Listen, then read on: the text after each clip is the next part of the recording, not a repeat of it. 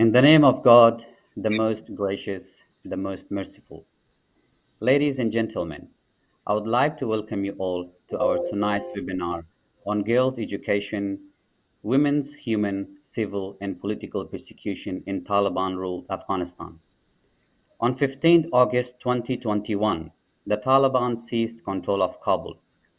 Almost immediately, they banned secondary and tertiary education for girls. Education is a fundamental and human right for all. The Taliban have systematically imposed gender-based discrimination and restrictive measures that target women and girls, which almost erase them from public life. Women cannot work, study, protest, and they are increasingly forced to be confined to their homes. Nevertheless, across Afghanistan, courageous women continue to protest and fight to reinstate their rights to education, work, and freedom. To counter this, the Taliban have started a series of brutal measures. They have recently abducted women activists and protesters across Afghanistan and taken them to unknown locations. There are horrible stories of rape on such women in Mazar-e-Sharif, for example. This needs to be urgently investigated by human rights organizations. In short, after the fall of Afghanistan in the Taliban's hands, the people of Afghanistan feel that the hope of a normal life for women and girls in Afghanistan is fast evaporating. In her statement at an international meeting with the Taliban in Oslo, the women rights activist Ms. Huda Khamosh used the term gender apartheid to describe the situation. This is a blatant discrimination and simply has to stop. In the face of all atrocities committed by the Taliban regime, the world is numb, and there is an urgent need of raising public awareness on the situation in Afghanistan. Holding a webinar panel to discuss these urgent issues will help increase awareness on the tragic situation created by the Taliban in Afghanistan. The international community must be informed if we want these obvious breaches of human rights to stop here. Another objective of Another objective is also to raise funds for the Massoud Foundation Australia's Girls Education Project in Afghanistan. The Massoud Foundation Australia, in parallel with other organizations, is sponsoring women teachers to carry on teaching secondary school subjects through private institutions across Afghanistan so that girls can go ahead with their education. Knowing all these, what should be done by the international community? We have an expert panel to answer this question tonight. But before I hand over to Emma and the panel, I would like to have your attention for a short video of Ahmad Shah Massoud, the national hero of Afghanistan, and his views on women's rights and girls' education. محمد شاه مسعود و همراهانشان که تشریف آوردن امشب در محفل و واقعا کدومشان خیر مقدم میگیم و آمدنشان امشب به این محفل دروازه‌های امید بر روی ما دوباره باز کرده و من یک سوال بسیار کوتاه به نماینده تمام زنان مهاجر افغانستان یک سوال بسیار کوتاه دارم منتها تشریح بیشتر میخوایم. حقوق زن که فعلا در افغانستان کاملا پایمال شده و واقعا در آدم از طریق تلویزیون رادیو همه جا هم میشنوه و میبینه واقعا پایمال شده و زنان افغان فعلا واقعا اسیر طالبان هستند. شما در آینده چی پیش‌رو دارین؟ چی فکر میکنید که در زنان در افغانستان چی چیزهایی پیش‌رو دارین؟ چی میکنید در برابر حقوق و مقامشان؟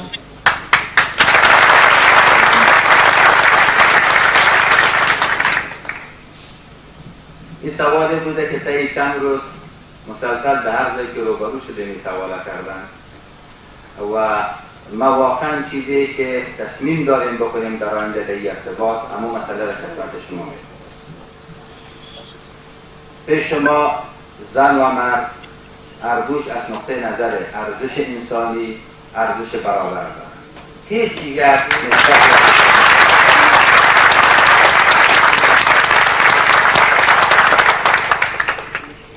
در آینده زنها میتونن تحصیل کنن، میتونن به کارهای اجتماعی سهم بگیرن، میتونن کارهایی میتونند که در انتخابات آینده در تعیین نحو رژیم یا رای بدن و میتونند که خود کاندید کنند.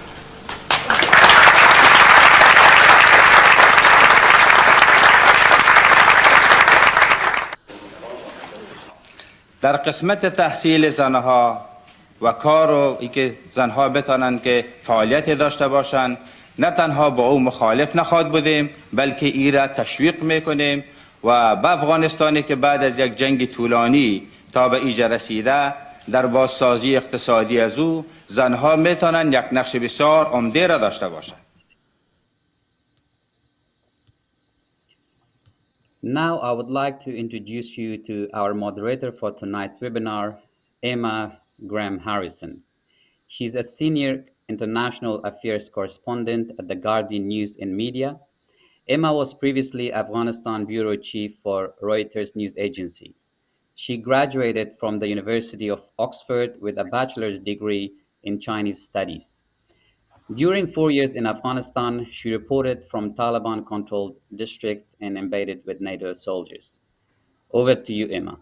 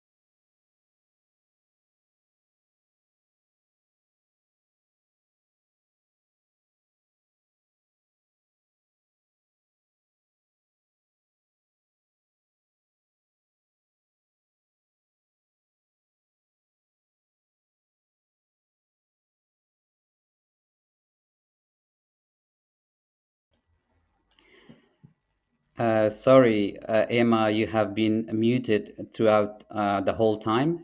Can you please unmute the mic because no one can hear you at the moment?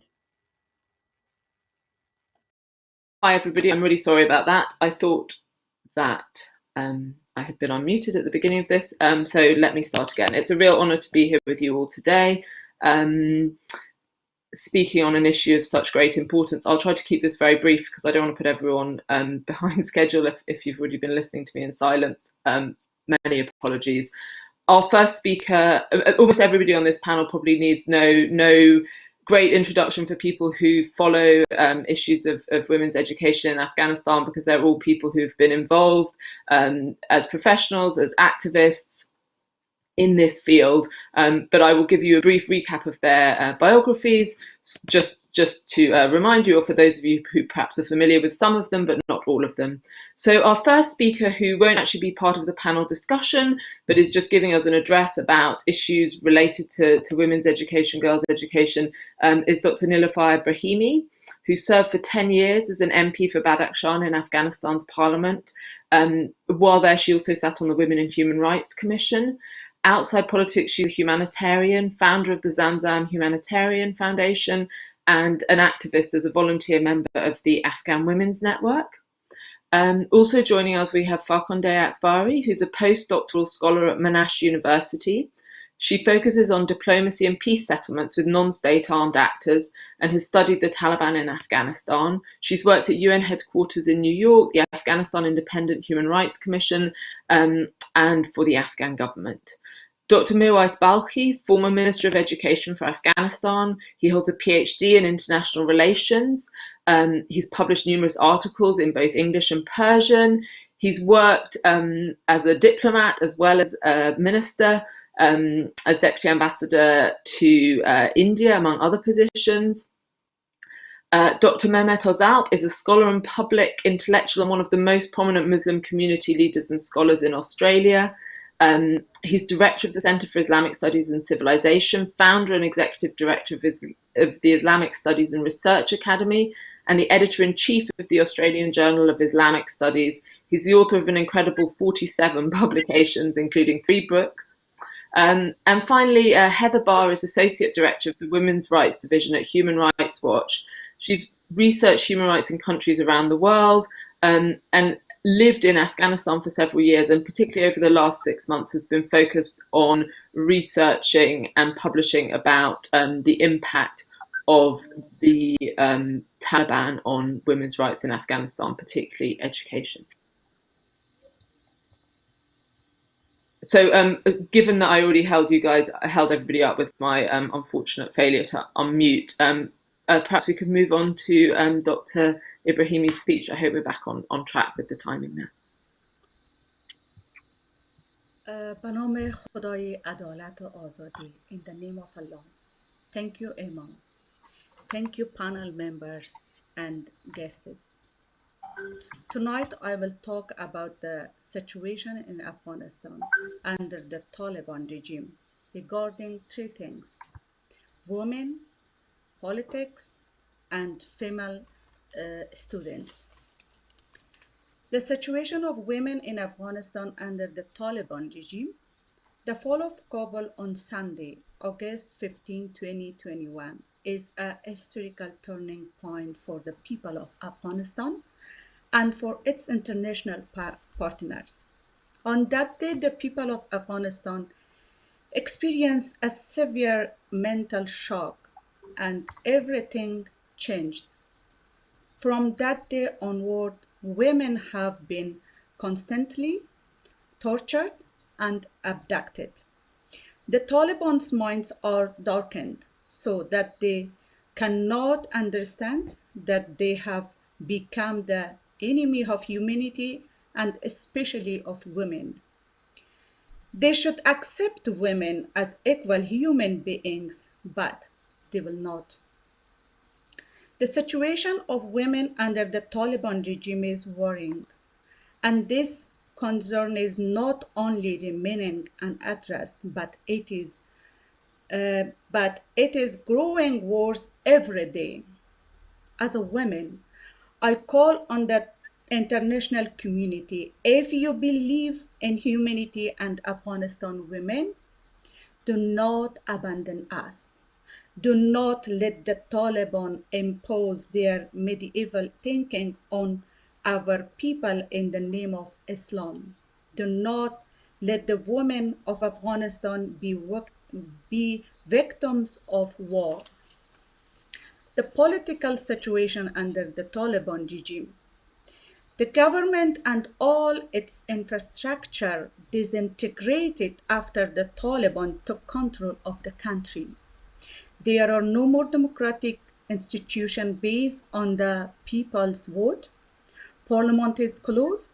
No political party or social society is allowed to operate freely.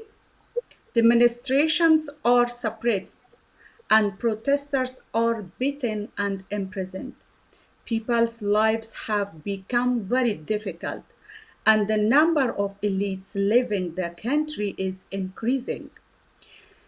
The Taliban cannot provide public service with only mullahs, and not everyone can become a religious scholar in order to have a job under the Taliban regime.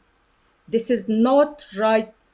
This is not the right way to run a government and a country. The world must stop this disorderly group.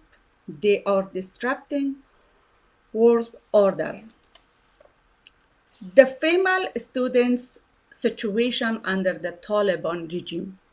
The Taliban have a very primitive and sexist view of girls' education, and they want to enforce this backward view throughout Afghanistan. These views of the Taliban are not practical to majority of Afghanistan's population. The Taliban originated from the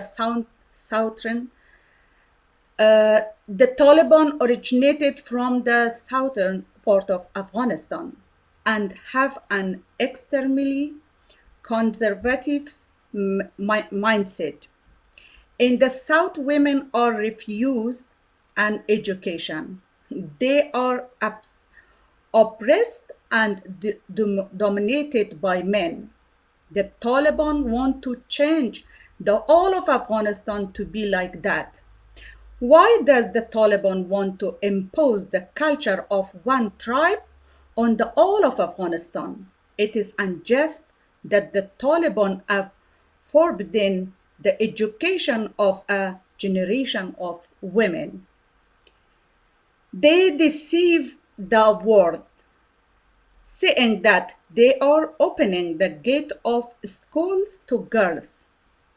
The Taliban is not letting a single girl go to school. The international community must know that. They face a group full of lawyers and hypocrites. Do not let their primitive views take hold. The international community is responsible to take practical action against whatever they have seen in recent months in Afghanistan. The Taliban has not changed, and there is no doubt about this anymore. Thank you so much.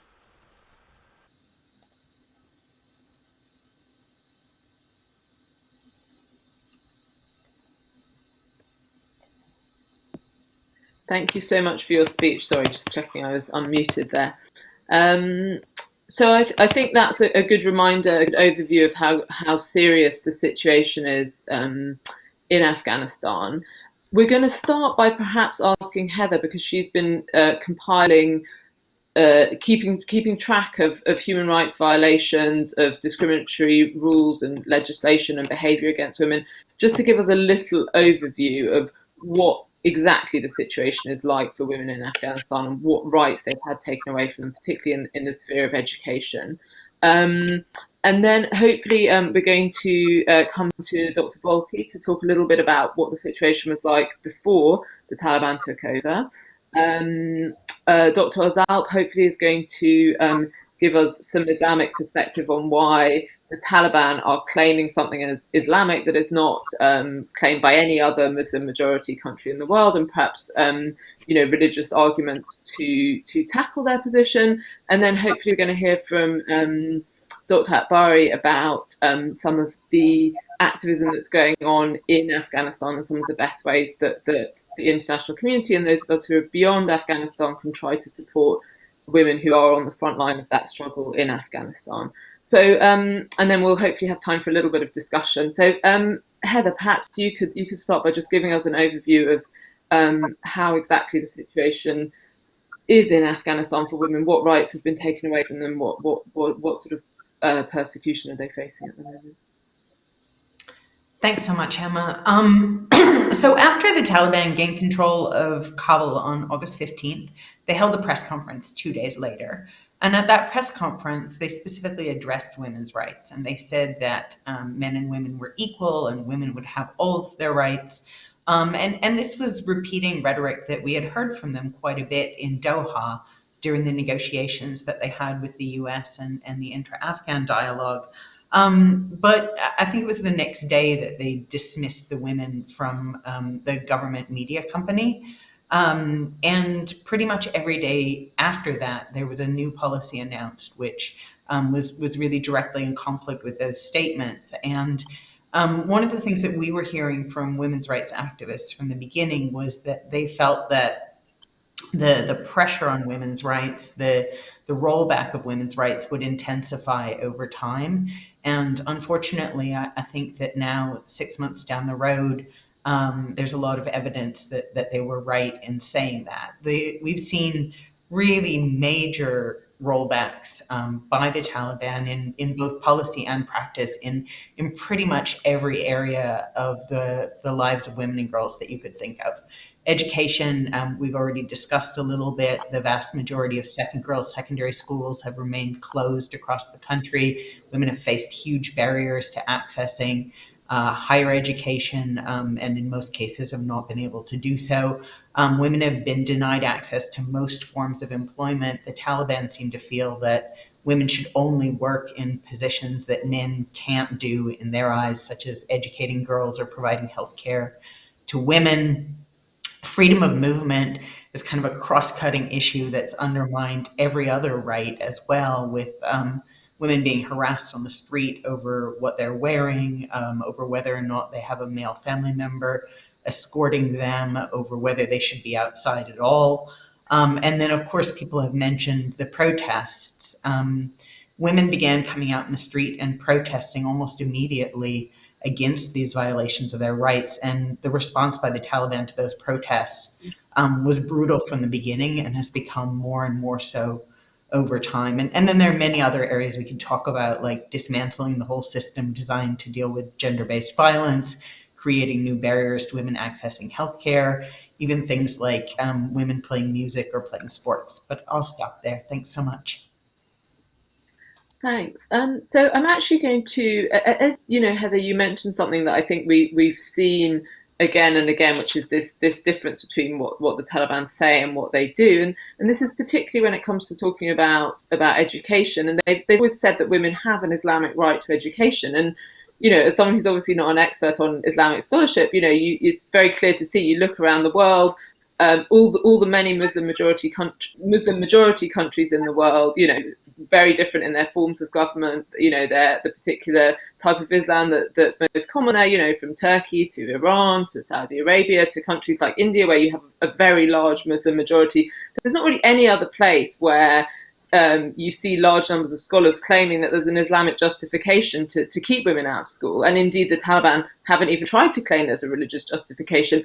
And yet, when you challenge them about why girls aren't in school, they do say, well, this is our culture, this is our religion. So I thought perhaps we could go next to Dr. Azab. You could perhaps talk to us a little bit about the sort of religious context of why the Taliban might be claiming this, and perhaps how Muslim scholars in the Muslim community might be able to try and challenge them, or you know, lead a debate on this to influence opinion as much as one can from the outside. Sure, Emma. Thank you very much. I think, firstly, what we have to understand is that Taliban is going to be in power for a long time. You know, in 1990s, they were only in power for 5 years, and the United States kind of invaded Afghanistan and removed them by force.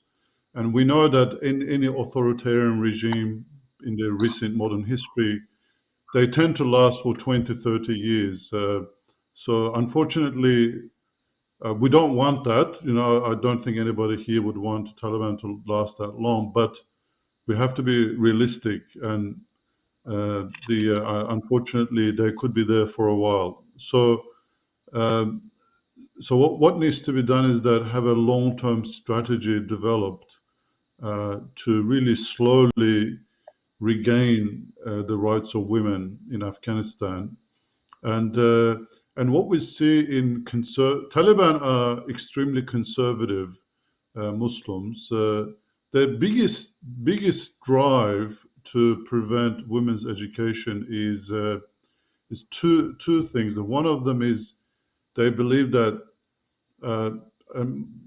all groups like Taliban believe that men and women should be segregated. So the segregation is and they believe that in Islamic law that is a requirement, and it's a bit hard to argue against that because unfortunately it is in Islamic law. The problem is that Islamic law haven't developed over the last 150 years. The last time Islamic law was reformed was Mejelle in Ottoman Empire in 1876. So there's been a huge gap in the development and adaptability of Islamic law. And Taliban, they are going back to the books that were written hundreds of years ago, and they believe that they're applying Islamic law. That's why when they're asked about will women get rights, they say yes, they will get their rights within Sharia. So their understanding of Sharia is the books that were written in a time period when women did not have to get education, or there was no upward mobility within society through a career for a woman, in 500 years ago. And so the Sharia, the Islamic legal pronouncements reflected those kind of cultural settings. So that's going to be a very hard road to take. But the good thing is that time and realities of governing has a moderating effect on extreme groups, and we see this in just about every country where Islamic law kind of was applied. These groups, they tend to, as long as there is pressure and demand, that the women in Afghanistan need to continue demanding peacefully and patiently. When I say patiently, I mean over a long period of time, to demand their rights, and the people outside need to support them in that process. So I think that slowly Taliban will cave in. The second reason why, let's say that one could argue that, okay, you can have a high school, for girls run by women administrators and teachers. The problem is that are there enough women and women teachers and administrators to run a lot of girls' high schools? There's probably and also these, by the way, these women have to be from Taliban ranks. They're not going to give other women the license to run these schools. So their problem is that they don't have women amongst their leadership whom they can trust to run these institutions. So that's why for them it's easier for them to say, okay, why make this a problem? Let's not have school anyway. Then we don't need women to be educated. They can be just wives, make children, and we've got unemployment problem anyway. Maybe men should be the only ones working. Like they just justify a problem that they created from the interpretation that they have. So I think there needs to be two things that can be done. One is emphasizing that Prophet Muhammad, in Islam, there is room for education for women. There is verses in the Quran, Hadith, that one could argue a case for freedom, certain rights and freedoms that women have to have. Secondly, the examples of other Muslim countries could be shown, like Saudi Arabia, for example, is very conservative, but women are getting education and they're reforming as well. The Gulf countries where segregation is done.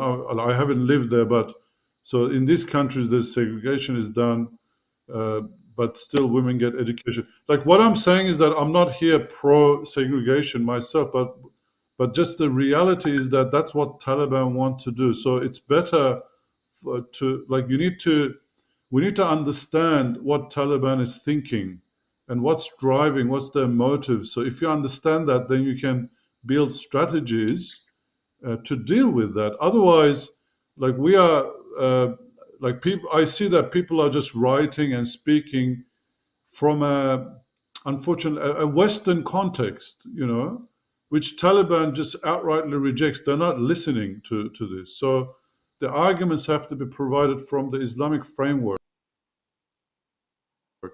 would accept. And I think this is the key, that whatever they give, we need to take it, and then demand more, but just a little bit more. Like if we just go in and say we want everything, they're not going to give that. And I think probably the education should be the main driving path of the rights movement. It's similar to, it's not analogous, but the gay movement just campaigned about the marriage right only. But with that, eventually, when that was won, many other things came with that in Western society. So I think that should be the strategy to follow. Thanks for that really fascinating perspective.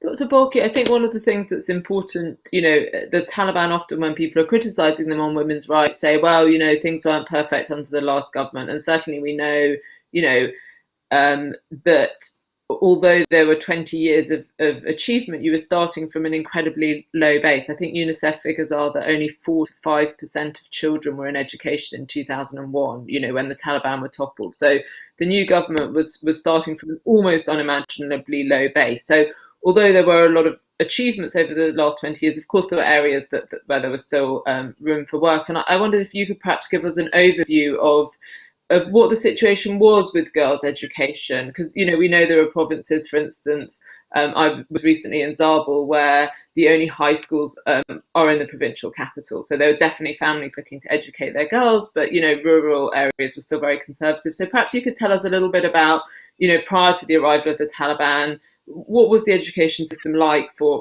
Afghan girls? How many were in education, primary, secondary? What areas were the challenges when you were working on things? Just give us a sense of how things were in sort of July 2021. Yes, I'm losing track of my years now. Thank you.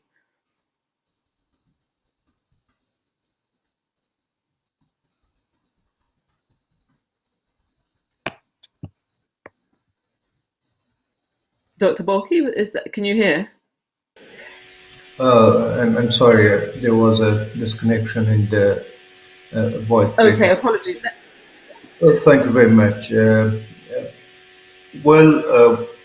I heard what Dr. Ozag also was talking about, interpreting Taliban, but unfortunately what I believe is that they are even not representing conservatism in Afghanistan, because when I was at the head of the Ministry of Education, I was very much concerned about the factors, how the barriers are for the women education, and not only in the urban areas, but also in the rural areas in Afghanistan. And I found that how enthusiasm were among the rural areas in Afghanistan, in the very far villages, the fathers, the parents, the mothers, they were coming to me, or when I was visiting them, they were expecting to deliver all sorts of education for their children. So that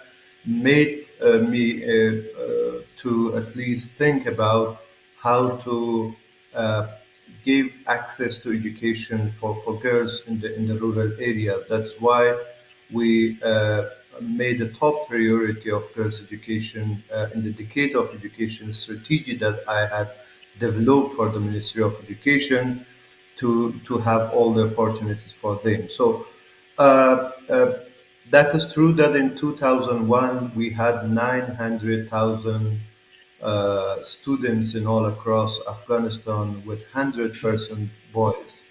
But after 20 years, though there was a very low quality education in Afghanistan, which the intention was all about the quantity and access to education for all children of Afghanistan. But the number raised up to uh, close to 9 million across the country. 48% we had girls in all the major cities and the villages in Afghanistan, though in the primary education the number was higher than the secondary, because gradually the access to education was expanded in all around Afghanistan. So uh, when I came to the ministry, then I was also thinking that it was a male-dominated ministry. So let's change to a womanization process, so that in the conflict zone like Afghanistan,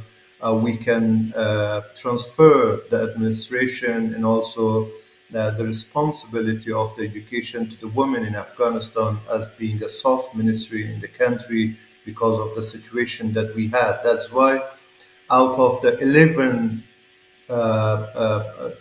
articles that we had in the decade of education, one of the most important slogan was how to transfer the education responsibility to women in Afghanistan.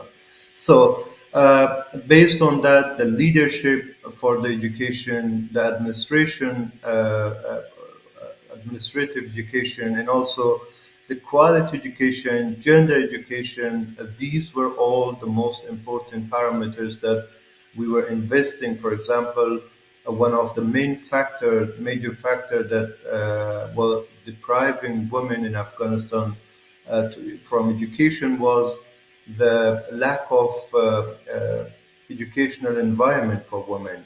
So some of the families, some of the tribal areas, they were little bit education phobia because of the understanding they had from the past regimes in Afghanistan, that the education would westernize them or would make them far from the Islamic tradition and all these.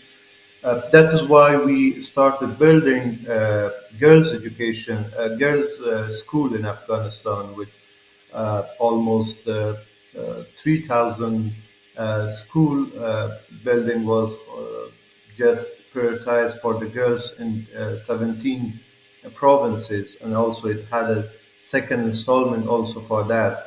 Or recruiting more than 7,000 only women teacher in the rural area was also one of the top priority, which resulted to the access to education.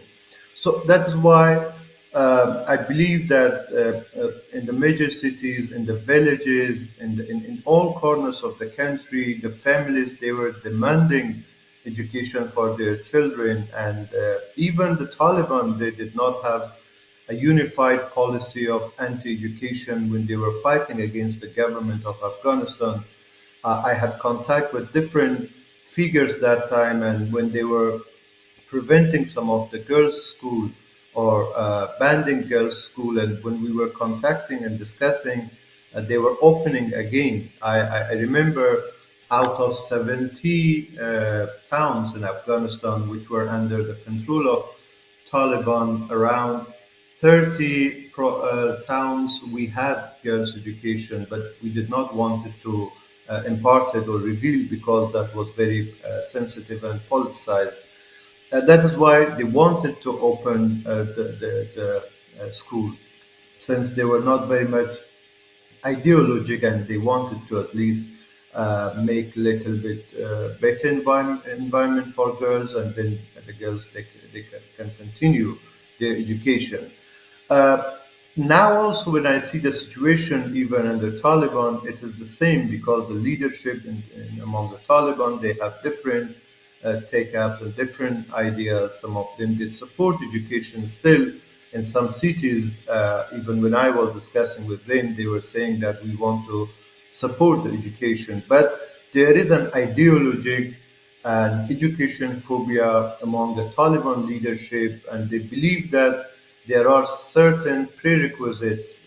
If we make the society an Islamic and safe, what they believe for themselves, then it would be possible to allow girls' education in all across the country. So that is why the situation was better, the environment was better, the gender and especially the competency-based curriculum reform, which was based on the gender equality, on the role of women. We had all these teachers from different corners of the country. They presented and they attended the curriculum reforms, and we had their ideas and their comments on that.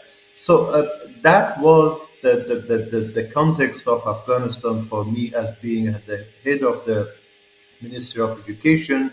I was not seeing a major barrier against girls' education among the people, among the women, in the villages, even in the tribal areas. We had many fathers, many examples. They were taking their daughters uh, 10 kilometers, 20 kilometers with the bicycle to take them to the school, and we encouraged them. And that was a model. In the tribal areas in the southern Afghanistan, the council had a penalty over the families. They were not allowing their daughters to the school. I remember in Paktia, where a council of the ulema, I met them and they had that penalty. So all the families in these areas, they were sending their daughters to their school. So if the Taliban are representing these tribal conservative areas, these are the fathers and the families who were putting the penalty over the families.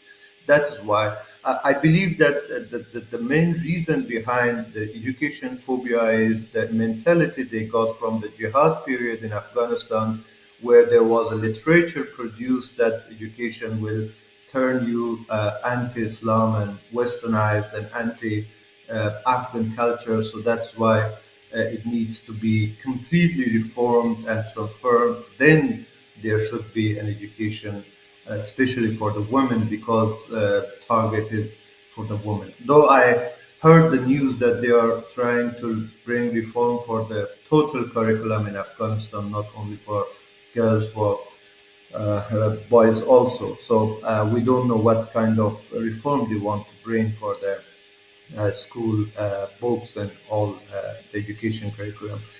So that is why uh, the situation was, though not very much convincing, but it was very much hoping, because we were gradually developing, and when I was comparing the data and the reports from different provinces and towns, then each year we were going in a better situation, and we were at least going from the quantity to quality and gender education in Afghanistan. Thank you. If there are questions, then of course I'll respond.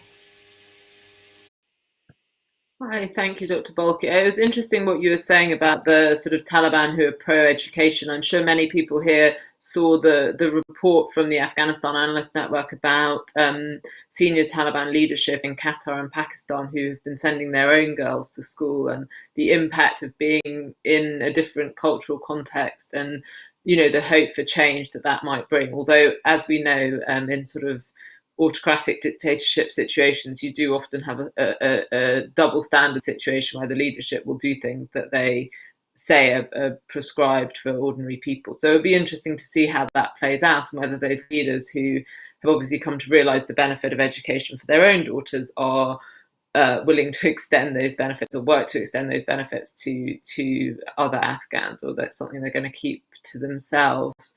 I'd also add, I thought it was interesting on the ground in Afghanistan. The last piece I did reporting on girls' education, if I may interject my own experience here, was actually trying to go to places where girls are back in high school to see what were the conditions that allowed that to happen. So I went to Zabul, which was somewhere I had not expected that girls would be back at school at all.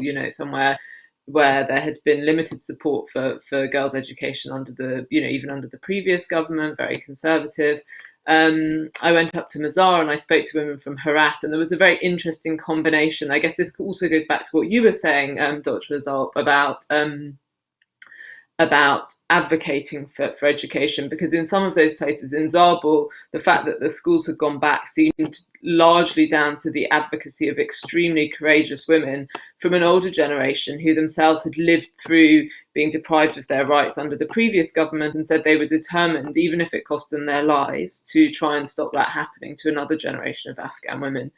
Whereas in Mazar, it seemed like there was a sort of a Taliban leadership that recognized you had huge popular local support, sort of as you were saying, Dr. Balkhi, trying to sort of win over the local population, that it was a place where education of women is really expected and demanded by most of the community.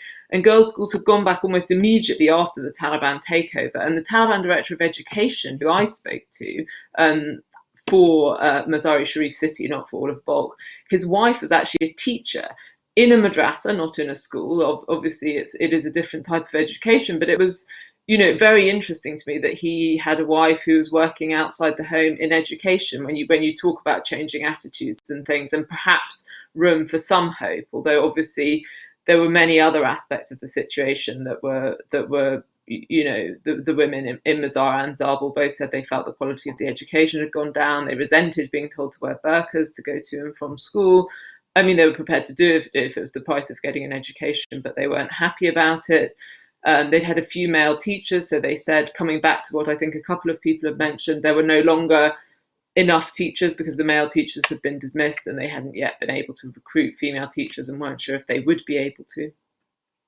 So I think that space of where girls are back in school and the activism that can be done to get more of that happening is a really important one. Although, of course, the cost to women who are pushing that can be very high. For instance, the head teacher in Zabul, who'd led the campaign really to reopen girls' high schools, was demoted, so she lost her job for that activism. She said she had absolutely no regrets. She was an incredibly courageous woman, but that is a very high price to pay.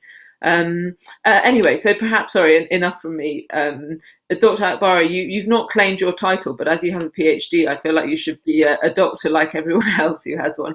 Perhaps you could talk to us a little bit about sort of what you're hearing about how this is going for women and girls in Afghanistan, and also the activism that's going on. As I think others have mentioned, we've seen women paying an incredibly high price just for asking for their rights in a peaceful way. How are women feeling, and what is the path forward? What are they telling you? What are you hearing? Thank you so much, Emma. I'll wait for my graduation before I could claim my title in a couple of months. But it's been great hearing from esteemed panelists here, senior panelists that I've been following their work and learning so much from them. To answer your question and to highlight some of the issues, I want to echo what Dr. Balkhi just said about the clarity that is needed about this consensus in the country, whether it's rural or urban, about girls' education. There is absolutely no justification for the Taliban to use cultural religious reasoning or justification to legitimize their policies of banning girls' education. But what is some that I've been researching on the Taliban movement itself, I see that this is more because of their ideological standing. The Taliban are a rigid ideological organization. For them to maintain their internal cohesion, they have to fulfill their promises to their rank and file, where the Taliban's power really lie, and they won the war militarily in Afghanistan.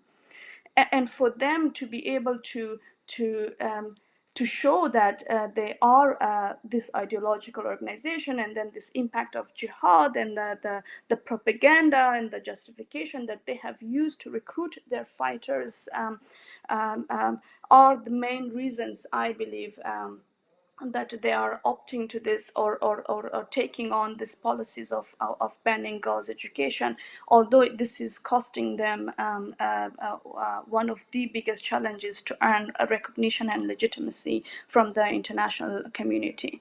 We do know that the Taliban have been burning schools in the last 20 years, especially girls' schools in the last 20 years across Afghanistan. And this is a direct and clear message to the fighters and presenting themselves that we are against it. How could they allow girls' education now that they have taken power militarily, they have conquered the country, and they have defeated um, uh, uh, a narrative and then a belief that everyone else in Afghanistan and the international community was behind it, which was equality for women and girls' education. So I think that is why, as soon as they took over, they took power in Kabul, they had to announce this and then to tell their fighter that, hey, we are fulfilling the promise that we have been, or the narrative that we have been building. This is the delivery. I mean, this is the practical part of it. The consequences of this, I mean, this is for everybody that there are millions of girls in Afghanistan not go to school, and the impact on breaking it down on the community level, on the family levels. Girls are being married off, from a very young age. Who convinced their family, who fought social and political barriers in the country to be able to make their way to school, to prove that we could do it too. We do it, and then this whole 20 years was spent in that culture of convincing the families that girls' education will be valuable. And the family really believed in it. I myself come from a rural part of Afghanistan, and I've been traveling there from the last 10 years at least. And what I see, there's farmers, old men and women who are not exposed to anything Western, no benefits of the last AIDS or the international communities involved in Afghanistan have reached them, but they still believe that they have to send their girls to school. I have used this story frequently that when I was traveling from my hometown of Daikundi to Kabul in public transport, an elderly man was sitting in front with a very young daughter, and I said, "Where are you going?" And he said he's going to Kabul to send off his daughter to attend Concord, the course for university.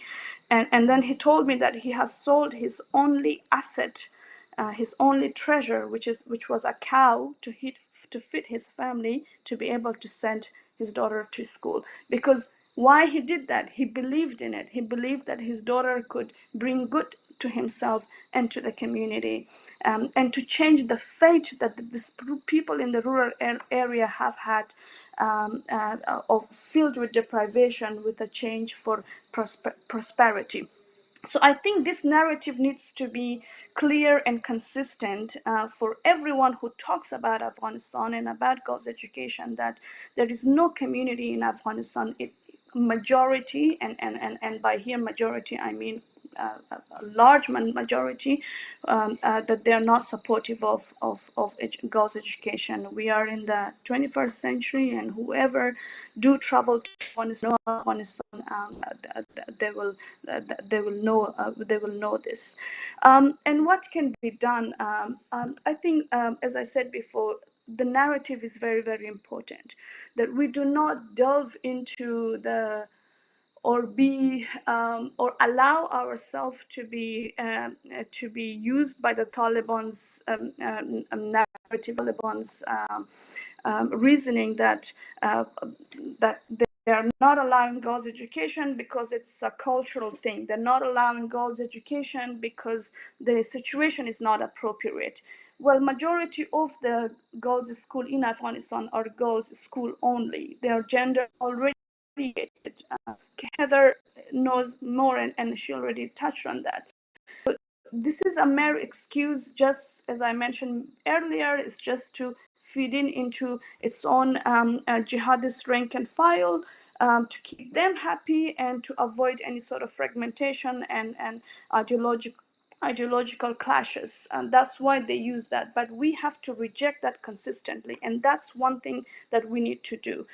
Secondly, I think there's a, with the Taliban in power as a rigid ideological extremist organization, in Afghanistan, there is a mosaic of different ethnicities, religious groups, or at least sects, and then a people, a liberal people, a dignified people. We need an inclusive process where we could include we could include and represent everybody into a system. At least they should be consulted, negotiated. This does not seem likely, because we're like, okay, the peace talks did not work, but we were at a different situation back there. The decisions that United States made to withdraw its forces before concluding the war and then giving the Taliban this legitimacy through its Doha agreement, but now, and then for the Taliban to really be they were really stubborn that they need to win this war through military means. They have won the war. They conquered the country. They defeated the superpower according to their narrative.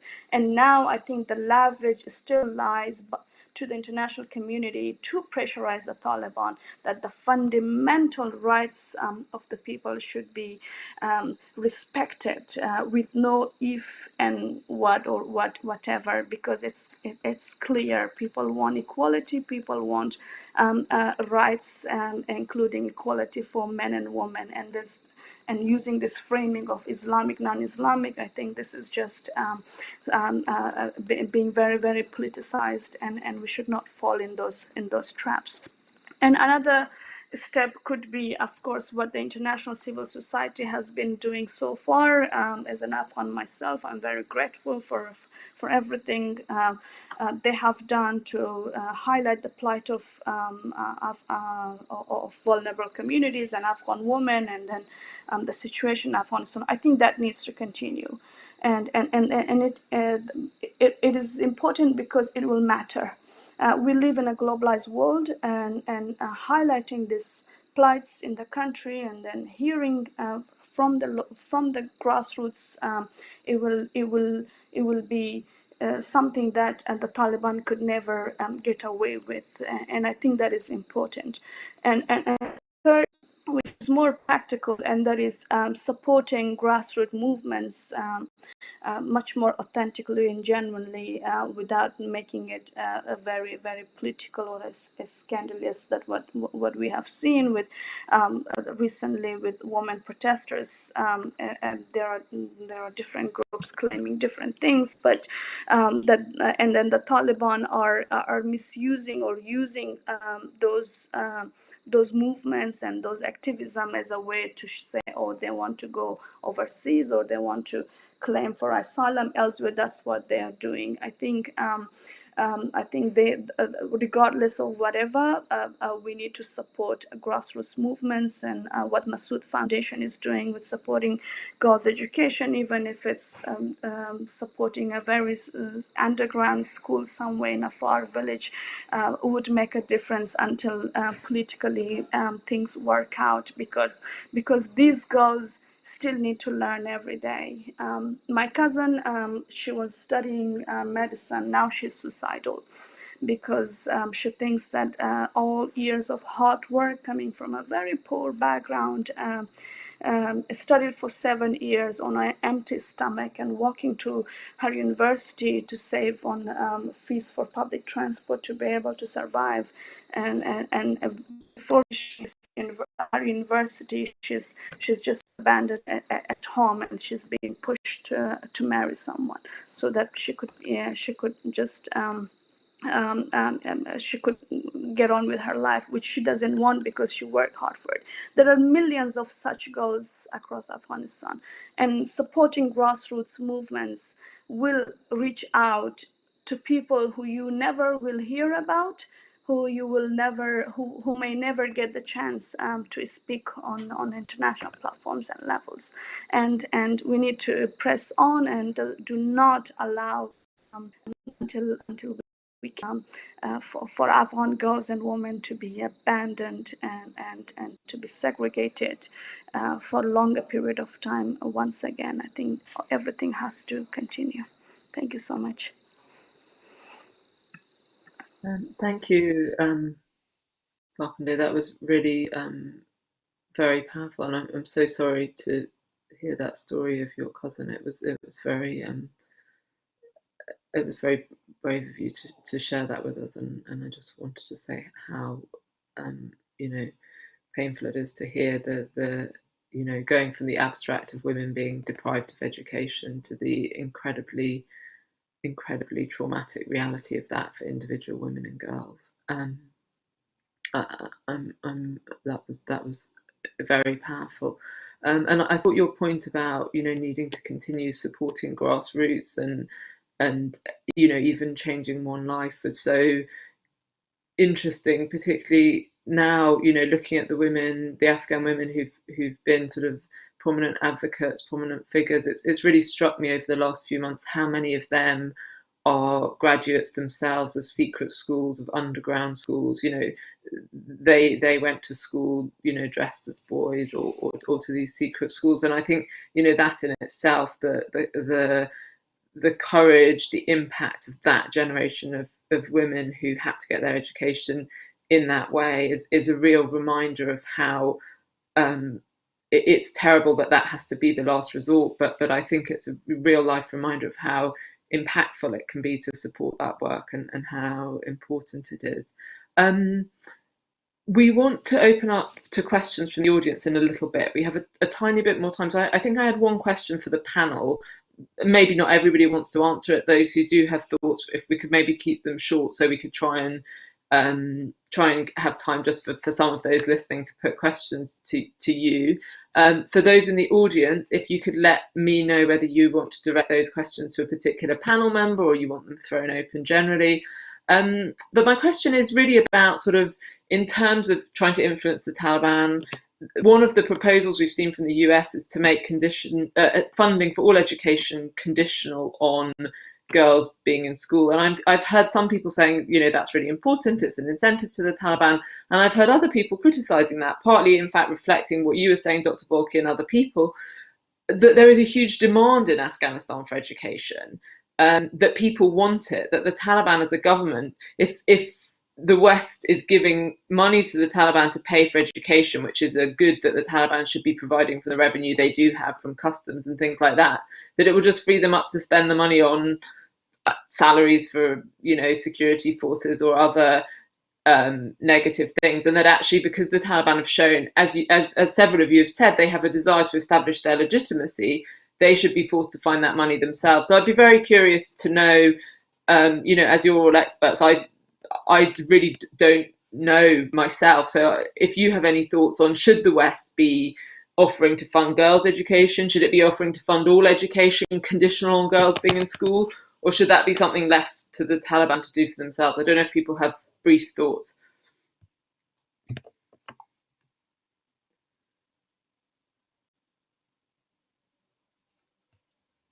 Anyone? I'll jump in if no one else wants to. I have a strong view on this and have been talking with donors about this. I think, in my opinion, when the government's budget was 75% dependent on donors on August 14th, it's not realistic to think that, and it's not fair to the Afghan people to expect them to get their education and get their healthcare somehow and other essential services with a 75% hole in the budget. But I do think that donors, there are ways that donors can be helpful and also can be unhelpful in supporting the kind of movements by Afghan communities pressing for education and other rights. I agree completely with Dr. Akbari and Dr. Balkhi that there's a huge demand in Afghanistan for education, and it's nearly universal at this point. We had the good fortune to be able to travel around the country several years ago doing similar research, asking this question.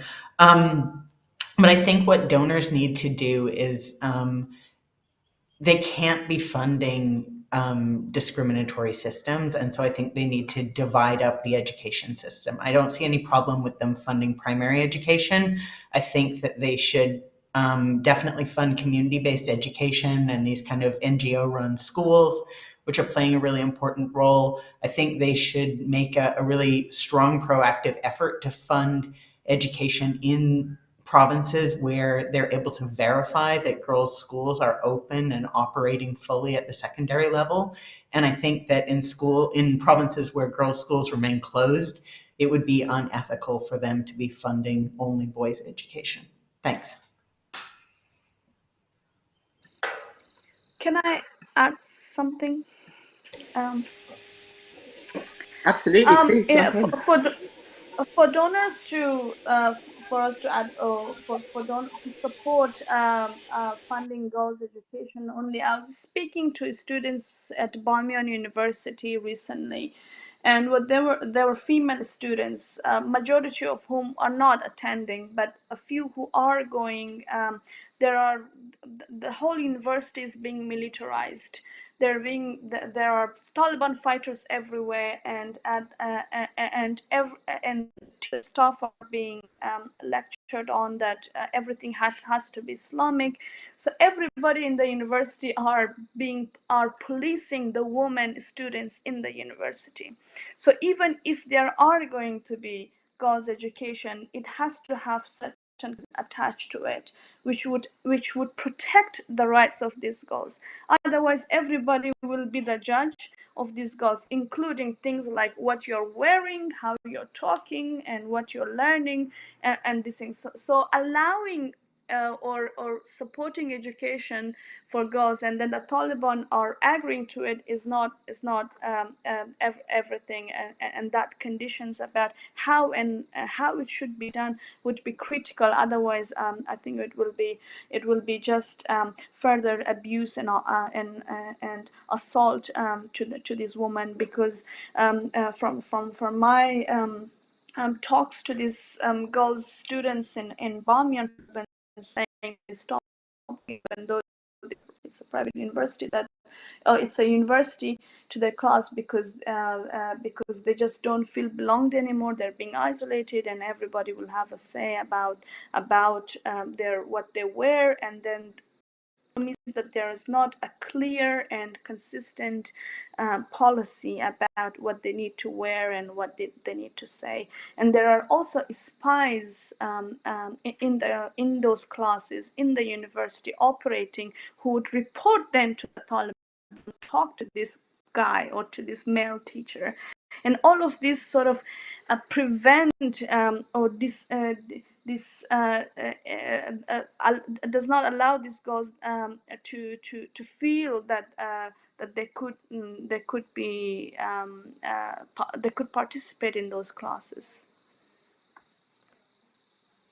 One more comment on this question is that when there's condition matter on education, on girls' education, it would be better for, first of all, to be a quality education for Afghanistan, because if they are having the intention to bring reform for the curriculum and to eliminate all the competencies from the subjects, for example, the coexistence, or for example, the critical thinking, or many parameters of the curriculum development, then what would be the use of that education for the people if they're transferring to the radicalism and, for example, impatient in all these competencies? Adding to that, I was also at the same time proposing to international community to have a consortium, international consortium to run education in Afghanistan, because even during our time, we were not able to respond positively to the expectations of the people, the demands from different people. So nowadays, when the administration is collapsed, when the bureaucrats they left Afghanistan, and when the institutional memory is almost not there, so it would be better to run education with the organizations who have been active beside the Ministry of Education during the past 20 years. For example, Save the Children, or for example, Aga Khan Foundation, Swedish Committee, UNICEF. They are very much experienced in Afghanistan, and they have all the reports from different corners of the country how to deliver education, quality education for the people. So, first of all, the condition should be a quality education based on the parameters that would believe as a part of the third millennium or millennium goals. And then, of course, on that basis, all the parameters of quality education, which girls' education also comes as a critical part of that. So it should be as a package, and also through the consortium, international consortium. Thank you. Dr. Balkhi, you actually anticipated one of the audience questions we had, which was about concerns that, if the Taliban education, someone asking, if the Taliban education is of a kind to promote extremist values, does that not risk sort of doing more harm than good and bringing up a generation who are extremists? So, I mean, that's, you sort of addressed the concerns of that, and I think very much something to sort of to keep in mind. So I'm going to throw things open to the audience now. We've already had a few questions. Anyone else out there, if you have further questions, do please try and get them into us as soon as possible. We've got about sort of 10-15 minutes, and then we're sadly going to have to wrap up. So now is your time to take advantage of having this incredible panel with so much experience on, both sort of lived experience in Afghanistan, education in Afghanistan, the Islamic perspective. So the first question is a sort of historical one, actually, on that topic for Dr. Azalp, and asking, is there any example historically of women be under sorry, just I've got so many questions it popped up in under Islamic governments where girls were completely banned from education? I mean, obviously historically we didn't always have situations where there was universal education, so I guess they would be asking about situations where women were banned from what educational opportunities there were. Apart from the obvious historical example of the previous Taliban regime, have there been any other attempts to use Islam to ban girls from education entirely? You're muted. You're still muted. We can't hear you. Okay, I'm sorry. There is no historical evidence to suggest that a ban was applied. On the contrary, when we look at the biographical dictionaries that exist, these are the Muslims kept like celebrities or significant people who lived in their time, philanthropists, scholars, rulers, rich people. There's always women in these biographical dictionaries at every generation. At least 20 to 25% of the entries are women. So what we see is that women took a key role in Muslim societies. It's just that it was an agrarian traditional societies. In the past, women traditionally did not have public roles in that sense, or jobs were high labor jobs. So the issues that Europe or the rest of the world had, Muslim world also had in those times. But the Europeans would criticize Muslim world for giving too many rights to women, in the medieval era, according to Karen Armstrong. So I think Muslim world went backward when colonization happened in 19th century. There was a collapse of, yes, it was a traditional, society, civilization, but there was a place for women within the classic Islamic civilization. But when that was collapsed and the Muslim world was colonized, and which lasted for a long time, the situation of women actually went backward. And then you had the development of Islamist ideologies, which Taliban follows, we're going to come and establish Islamic State, apply Islamic law without, proper reform, revolution, education, and so on. So we are suffering. Afghanistan is suffering from that. Like, same thing would happen elsewhere in the Muslim world if a very hardline conservative Islamist group took power. The same thing will happen. So I don't think there is no historic evidence. That's why this is the reason why Taliban is saying this is cultural, because it's on one hand it's kind of dismissive, when they say it's cultural, like what can we do? We can't change this. This is our culture. That it's dismissive. But on the other hand, it's an admission that there is no rational or religious basis to this. The only excuse they can put forward is culture.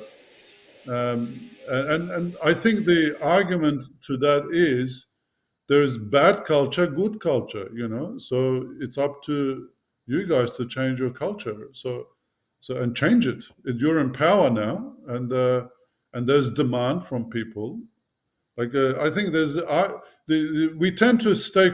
This is what King Abdullah used to say in Saudi Arabia, the ruler before. Why can't women drive in Afghanistan? Well, we have that example, by the way, but not the. It's not a historic example, but women could not drive in Saudi Arabia. His reason was this is culture. It's not about religion. Same explanation, but within a decade or so, now women can drive cars in Saudi Arabia. So, and women took really, they protested against this. They drove cars, took it videos, put it on social media to show how ridiculous it was. I think the activism and advocacy is very important. I keep on emphasizing that. Thank One you more so much. thing. That was absolutely fascinating. I'm sorry. I'm sorry to add.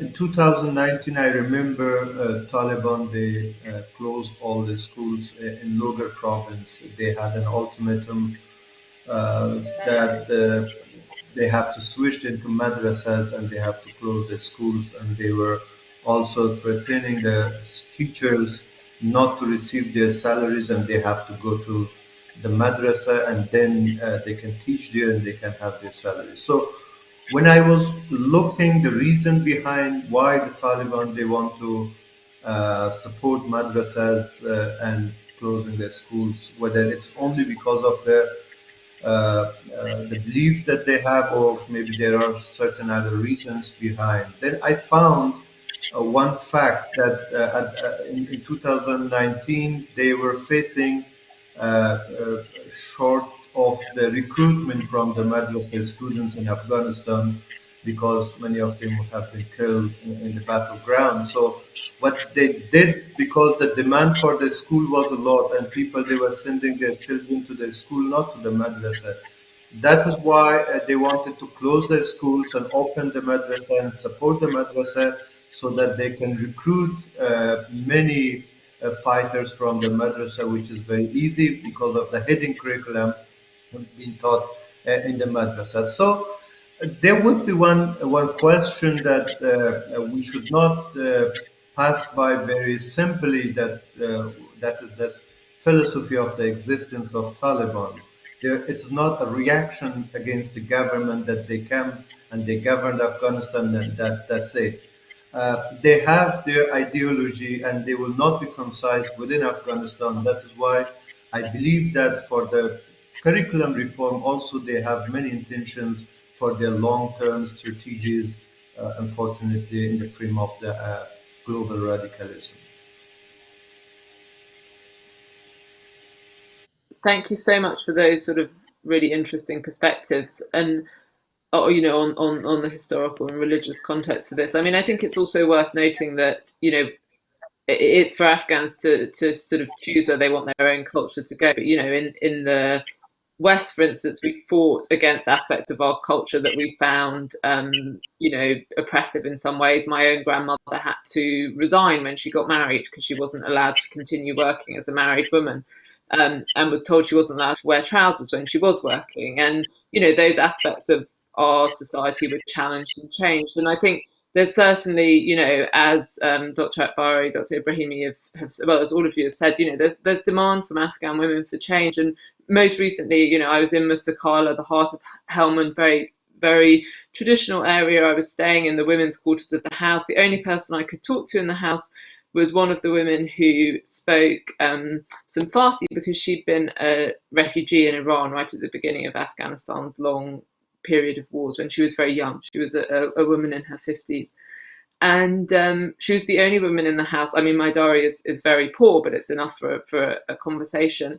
And she was the only woman in the house with any education. And it really struck me how incredibly proud she was of those. She'd had 4 years of schooling while she was in Iran, and she was incredibly proud of it. And, you know, wanted it for her daughters, but she said it's just impossible here. We don't even have schools for the boys. And I think it's worth remembering that culture is not a fixed thing. You know, it's certainly not for outsiders like me to say what Afghan culture should be, but I think there should also be a recognition when talking about culture that Afghan women have a right to ask for things within their culture to change, should they want that.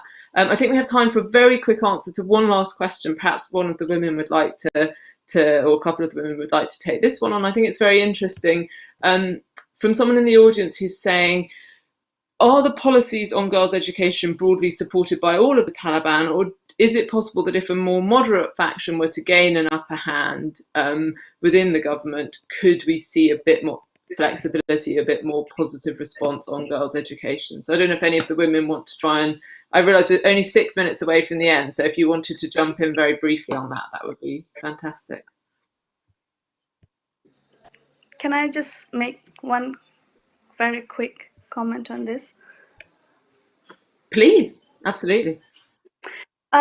Look, the Taliban's hardliner came to power, and that's what we saw in the cabinet that the Taliban announced. It was majority the Haqqani network, and they brought people who were on the international sanction list. The Taliban moderator, who are believed to be mostly Afghan Taliban in leadership, who are based in Doha, or people who had a link within Afghanistan rather than with the Pakistani establishment. So there was two things in parallel: the military, Taliban from the militaries, and then Taliban in the political level. The political level is very, very weak and very, very small, and the military is overwhelming, and that's where the Taliban power lies. The fact that the Taliban won this war militarily, that's why the hardliners are empowered.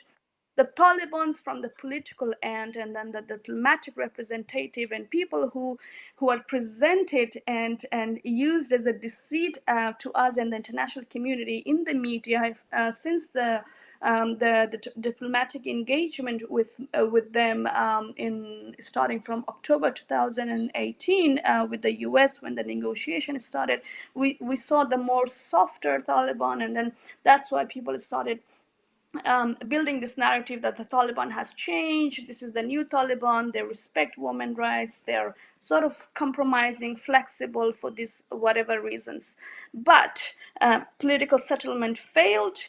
The military wing of the Taliban, who is the stronger wing, they win over. Therefore, we saw that they are in power now. And if you look at the cabinet and then the people in the cabinet and their background, they have a strong military and hardliner background. And for the Taliban, we have to also know that to understand what the Taliban are doing and the policies they are putting in place, we have to look at them internally. They want to keep that fragile balance within their organization in place. They're fearful of fraction of defection from within. If the sort of the political side, the more moderate side, start proposing like being political about it, that hey, we can win international legitimacy if we do put certain policies that respects women's rights. Right now, whatever analysis shows that the Taliban are occupied with maintaining their internal cohesion and they're not risking that at any cost, even at the cost of losing that $7 billion, the Afghan asset that were freezed, and then and the fact that they brought people on the Taliban on the international sanction list as ministers, because they want to keep that internal cohesion so that they don't fall apart within their own movement.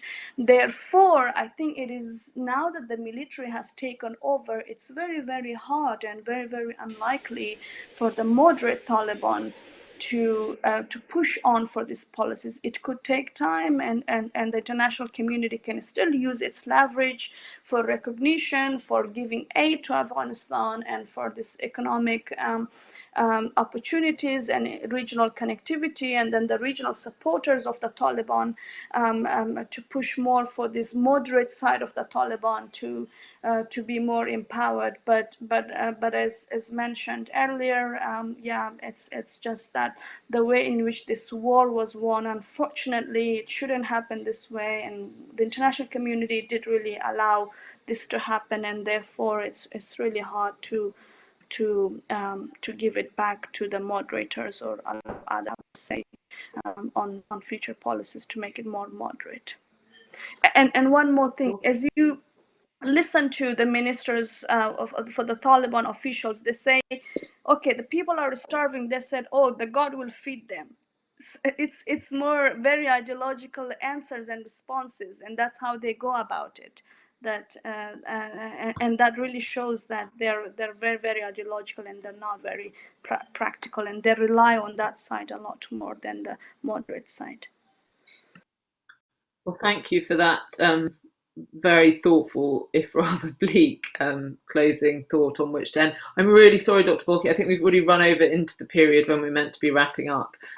So I think, sadly, I just want to say thank you to everyone. It's been so fantastic to hear your insights. I mean, the sort of takeaways for me from what everyone said is particularly, you know, the importance of continuing to support Afghan women and Afghan men, actually, who are just as important in the fight for women's education, both, you know, raising a voice internationally, and then, you know, supporting, you know, whether that's morally, financially, in whatever way possible, grassroots efforts on the ground, both to educate girls and to push for change. And also, I think, to bear in mind, obviously this would be something for Muslims, not non-Muslims, but Dr. Azalp's comments about the importance of not you know, this not being a religious issue, and, you know, perhaps the role that Muslim scholars outside Afghanistan or inside Afghanistan can play in challenging that narrative as well, and, you know, reinforcing women's Islamic right to an education. So we're going to hand over now to Sylvia. Thank you so much, everyone, for your time and your insights. It's just been a really, perhaps often rather bleak, but not entirely, I hope, without some glimmer of optimism for how at least we can try to push for change and for women's rights. Thank you. Thank you. Hello, everyone. And thank you very much, speakers, for giving us such a clear picture of the impossible situation for women and girls in Afghanistan. Also, thank you very much, Emma. We know that you are traveling in Ukraine. You're super, super busy, and you still found the time for committing to this webinar and finding the time to moderate it so beautifully. Thank you very much. So I wanted to tell you a few things about Amnesty and what it did. Last October, Amnesty International has highlighted the extraordinary achievements of 16 remarkable women in Afghanistan, in pre-Taliban times, of course. So in this report that was titled, "They Are the Revolution," Amnesty interviewed journalists, academics, a policewoman, activists, politicians, judges, teachers, lawyers, and also artists. Now, all these women had fought to earn their place in society in Afghanistan. It was very difficult, very hard, but it was possible. They managed to be heard. Today, they've been silenced. We can't hear their voices. So Amnesty urges the Taliban authorities to ensure full and meaningful participation of women in all areas of work and government, as well as to allow complete access to education for women and girls, and to ensure that their rights are respected. So it's up to us, the international community, like many of the speakers have said, grassroots voices, to make sure that human rights abuses are not only reported, but also addressed in Afghanistan. We know that a society where women are not allowed to participate has absolutely no future. So a big thank you to the Massoud Foundation in Australia for keeping our attention focused on helping people both here in Australia and in Afghanistan. I would like to close with a quote from Ahmad Shah Massoud, an open letter that he wrote to the American people in 1998. So this is what Massoud wrote then. Afghans want to regain their right to self-determination through a democratic or traditional mechanism acceptable to our people. Not one group, faction, or individual has the right to dictate or impose its will by force. We are willing to move towards this noble goal. We consider this as part of our duty to defend humanity against the scourge of intolerance, violence, and fanaticism. So let's keep working towards this goal. Thank you.